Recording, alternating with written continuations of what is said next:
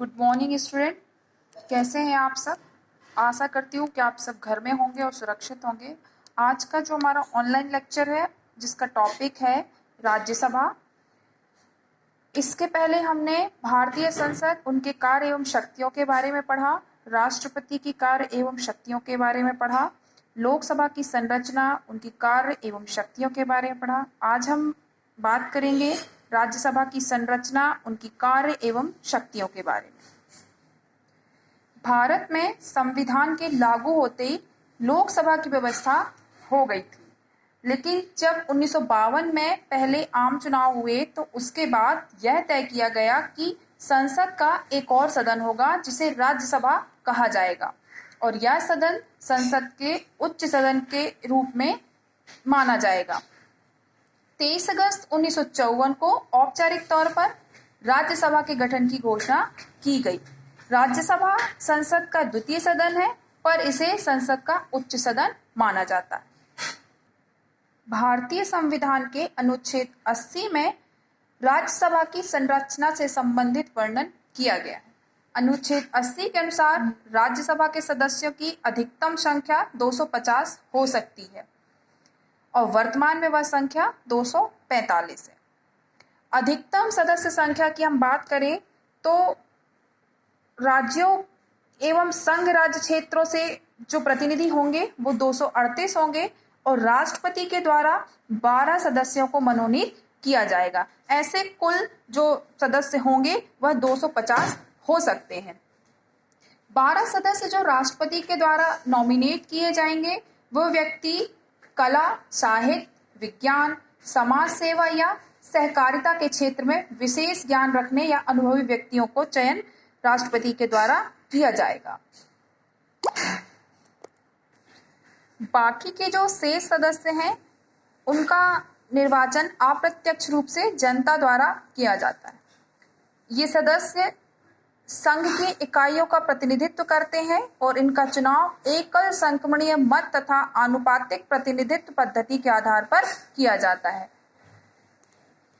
जिन संघीय क्षेत्रों में विधानसभाएं नहीं हैं वहां पर राज्यसभा के सदस्यों के चुनाव के लिए विशेष निर्वाचक मंडल गठित किए गए हैं।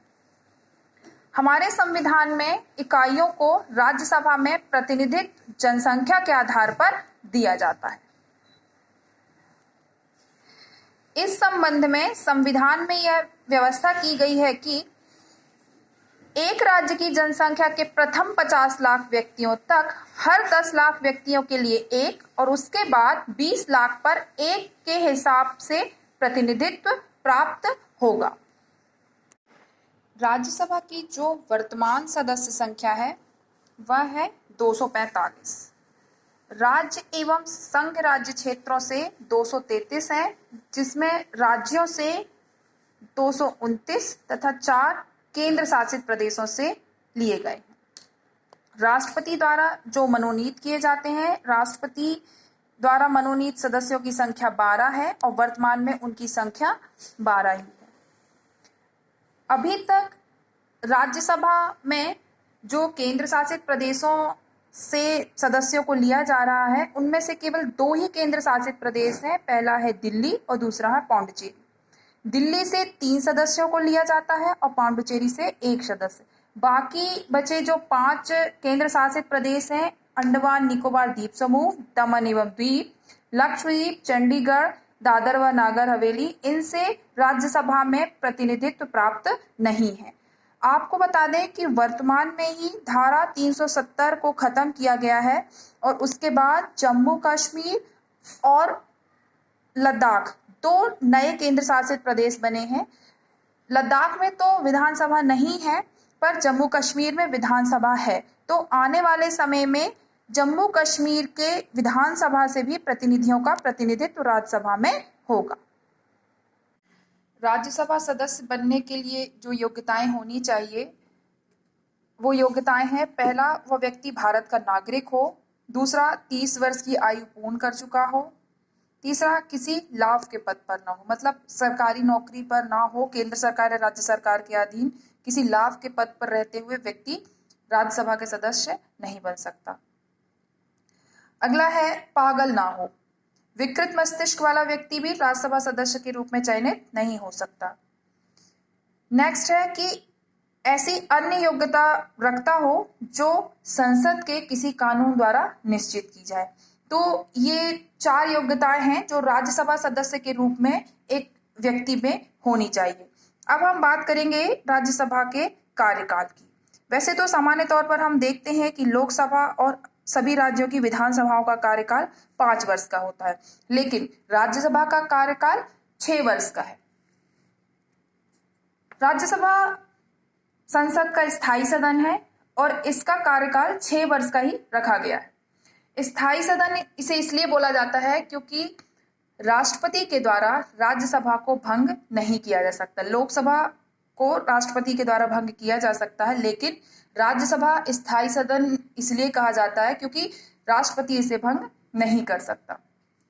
राज्यसभा के सदस्यों का कार्यकाल 6 वर्ष का जरूर है, लेकिन इनके जो 1/3 सदस्य हैं वो प्रति 2 वर्ष के पश्चात पद मुक्त हो जाते हैं, मतलब अपने पद को छोड़ देते हैं और नवीन 1/3 सदस्य पद ग्रहण करते हैं। इसलिए आपने देखा होगा कई बार हर साल कई अलग अलग राज्यों में कुछ सीटों पे राज्यसभा के चुनाव होते रहते हैं। जैसे अभी मार्च में मध्य प्रदेश में भी 3 सीटों पर राज्यसभा के चुनाव होने थे, लेकिन इस कोरोना वायरस के चलते उन्हें अभी टाल दिया गया है, क्योंकि 6 वर्ष का कार्यकाल है परंतु 1/3 सदस्य हर 2 साल में बदलते हैं। इसलिए हमने कई बार देखा कि हर साल अलग अलग राज्यों में कुछ सीटों पे चुनाव होता रहता है। तो कार्यकाल 6 वर्ष का है। और अगर हम पदाधिकारियों की बात करते हैं तो राज्यसभा के पदाधिकारी के रूप में एक अध्यक्ष होता है और एक उपाध्यक्ष होता है।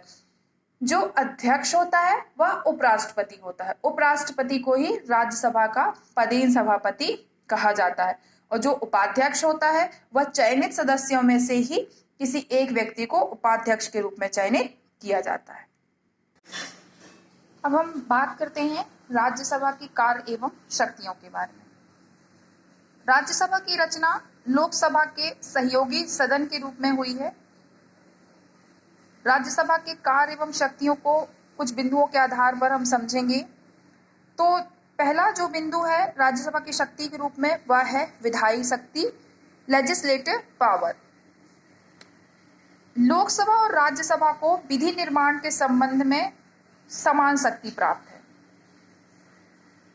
लोकसभा के साथ राज्यसभा भी विधि निर्माण संबंधी कार्य सामान्य रूप से करती है, केवल वित्त विधेयक को छोड़कर।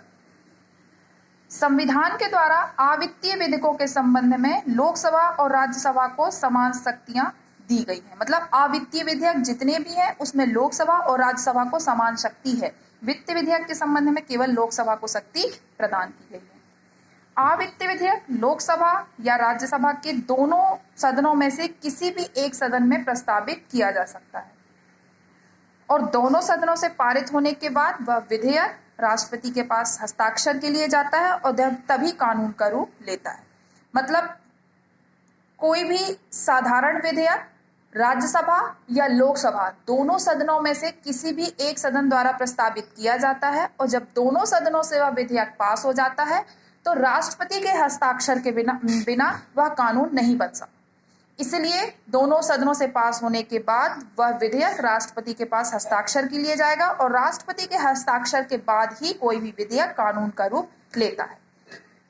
यदि किसी विधेयक को लेकर राज्यसभा और लोकसभा में मतभेद होता है तो ऐसी स्थिति में राष्ट्रपति के द्वारा संयुक्त बैठक बुलाई जाती है और उस बैठक की अध्यक्षता लोकसभा स्पीकर द्वारा की जाती है।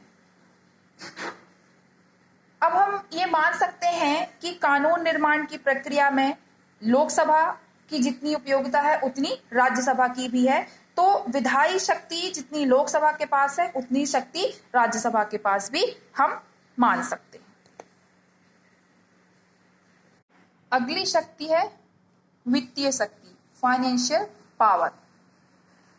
जैसा कि हम सब जानते हैं कि लोकसभा की तुलना में राज्यसभा वित्तीय स्थिति पर निर्भर है, पर राज्यसभा को भी कुछ वित्तीय शक्तियां प्राप्त हैं।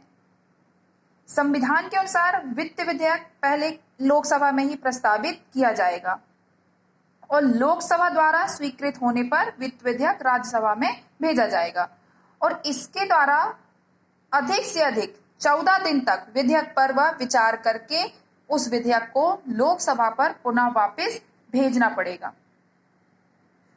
राज्यसभा वित्त विधेयक के संबंध में अपने सुझाव लोकसभा को दे सकती है, लेकिन यह लोकसभा की इच्छा है कि वह उन सुझावों को माने या ना माने। और यदि 14 दिन के अंदर राज्यसभा के द्वारा उस विधेयक को नहीं लौटाया जाता तो उनकी स्वीकृति स्वतः ही मान ली जाती। तो वित्तीय स्थिति की अगर हम बात करते हैं तो लोकसभा राज्यसभा की तुलना में ज्यादा शक्तिशाली है। तो वित्तीय संबंधी जितनी शक्तियां हैं वो लोकसभा को प्राप्त है, राज्यसभा को नहीं। अगली जो शक्ति है राज्यसभा की वह है संविधान संशोधन की शक्ति, power to amend the constitution. अगर हम संविधान संशोधन की बात करते हैं तो संविधान संशोधन संबंधी शक्ति राज्यसभा तथा लोकसभा दोनों को समान रूप से प्राप्त है। संविधान में संशोधन का विधेयक संसद के किसी भी सदन में प्रस्तावित किया जा सकता है।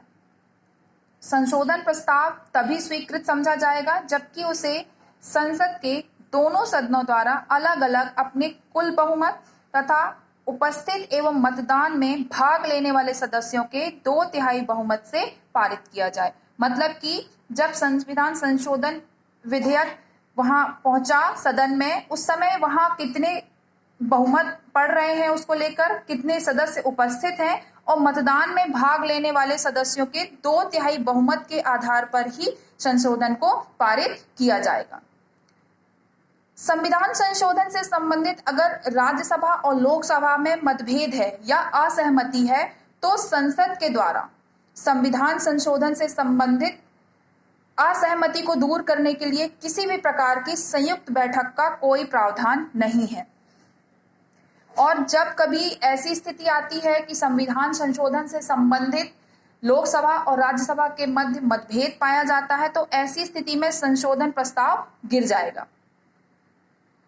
संविधान संशोधन के प्रस्ताव पर लोकसभा और राज्यसभा में मतभेद की स्थिति पैदा हुई है अभी तक 3 बार और इस प्रकार विभिन्न अवसरों पर राज्यसभा के द्वारा संविधान संशोधन के संबंध में अपनी शक्ति का भी प्रयोग किया है और अपनी शक्ति का परिचय दिया है। मतलब हम यह कह सकते हैं कि संविधान संशोधन संबंधी शक्ति राज्यसभा को भी प्राप्त है। अगली शक्ति है कार्यपालिका संबंधी शक्ति। कार्यपालिका संबंधी शक्ति के विषय में राज्यसभा की अगर हम बात करें तो संसदात्मक शासन व्यवस्था में मंत्रिपरिषद लोकसभा के प्रति उत्तरदायी होता है और भारत में भी मंत्रिपरिषद केवल लोकसभा के प्रति ही सामूहिक रूप से उत्तरदायी है, ना कि राज्यसभा के प्रति। तो राज्यसभा के सदस्य मंत्रियों से प्रश्न तथा पूरक प्रश्न तो पूछ सकते हैं और उसकी आलोचना भी कर सकते हैं, लेकिन उन्हें अविश्वास प्रस्ताव के द्वारा मंत्रिमंडल से हटाने का अधिकार राज्यसभा को नहीं है। यह अधिकार केवल लोकसभा को ही प्राप्त है। तो हम यह कह सकते हैं कि कार्यकारिणी पर नियंत्रण की दृष्टि से लोकसभा राज्यसभा की तुलना में ज्यादा शक्तिशाली है। राज्यसभा के पास कुछ स्पेशल पावर्स भी हैं, कुछ विशेष शक्तियां राज्यसभा को प्रदान की गई हैं जो लोकसभा के पास नहीं है। तो भारतीय संविधान में 2 अनुच्छेद हैं, अनुच्छेद नंबर 312 और अनुच्छेद नंबर 249। ये 2 आर्टिकल संबंधी जो शक्तियां हैं वो केवल राज्यसभा को ही प्रदान की गई हैं। तो सबसे पहले मैं बताना चाहूंगी अनुच्छेद 312 के अनुसार राज्यसभा को कौन सी शक्ति दी गई है।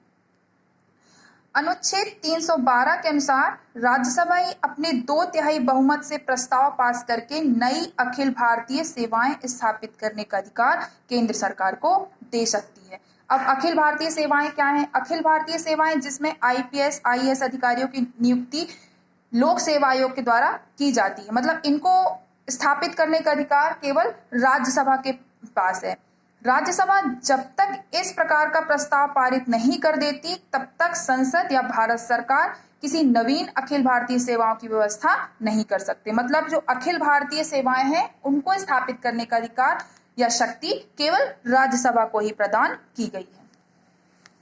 अगला जो अनुच्छेद है, जो शक्ति राज्यसभा को दी गई है, वह है अनुच्छेद 249, इसके आधार पर राज्यसभा उपस्थित और मतदान में भाग लेने वाले 2/3 सदस्यों के बहुमत से राज्य सूची के किसी विषय को राष्ट्रीय महत्व का घोषित कर सकती है। राज्यसभा के द्वारा प्रस्ताव पास कर दिए जाने पर संसद उस विषय पर कानून का निर्माण भी कर सकती है और ऐसा प्रस्ताव केवल 1 वर्ष के लिए लागू होता है, लेकिन यदि राज्यसभा चाहे तो उसे हर बार 1 वर्ष के लिए बढ़ा सकती है। तो ये 2 स्पेशल पावर्स हैं जो केवल राज्यसभा के पास हैं, लोकसभा के पास नहीं। और अगली और अंतिम जो शक्ति है वह है विविध शक्ति। बहुत सारी ऐसी शक्तियां हैं जो और राज्यसभा के पास प्राप्त हैं, जैसे कि राज्यसभा के निर्वाचित सदस्य राष्ट्रपति के चुनाव में भाग लेते हैं।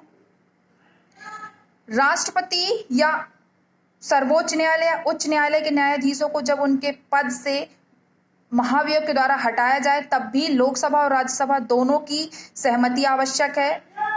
राज्यसभा के सदस्य लोकसभा के सदस्यों के साथ मिलकर उपराष्ट्रपति का चुनाव करते हैं। राज्यसभा लोकसभा के साथ मिलकर बहुमत से प्रस्ताव पास कर उपराष्ट्रपति को भी उनके पद से हटाती है। और जब आपातकाल लागू होता है तो इस प्रकार के प्रस्ताव में भी राज्यसभा की सहमति होना आवश्यक है। तो ऐसी और भी शक्तियां हैं जो राज्यसभा के पास हैं। राज्यसभा की शक्तियों के अध्ययन के बाद हम यह कह सकते हैं कि राज्यसभा न केवल द्वितीय सदन है वरन द्वितीय महत्वपूर्ण सदन है और शक्तियों की दृष्टि से इसकी स्थिति लॉर्ड सभा जो कि ब्रिटेन का द्वितीय सदन है संसद का, और सीनेट अमेरिका जो कि अमेरिका का द्वितीय सदन है। सीनेट द्वितीय सदन के रूप में विश्व का सबसे शक्तिशाली सदन है और लॉर्ड सभा ब्रिटेन का द्वितीय सदन है और सबसे कमजोर सदन माना जाता है। लेकिन जो राज्यसभा है उसकी स्थिति इन दोनों के बीच की है, ना तो सीनेट की तरह बहुत शक्तिशाली है और ना ही लॉर्ड सभा की तरह बहुत कमजोर है। तो इस आधार पर हम कह सकते हैं कि राज्यसभा को प्रथम सदन के सहायक और सहयोगी सदन की भूमिका ही प्रदान की गई है, प्रतिद्वंदी सदन की नहीं। मतलब लोकसभा का सहायक और सहयोगी सदन है, ना कि प्रतिद्वंदी सदन। तो आज के लेक्चर में इतना ही। अगले लेक्चर में हम फिर किसी अन्य बिंदु पर बात करेंगे। Thank you.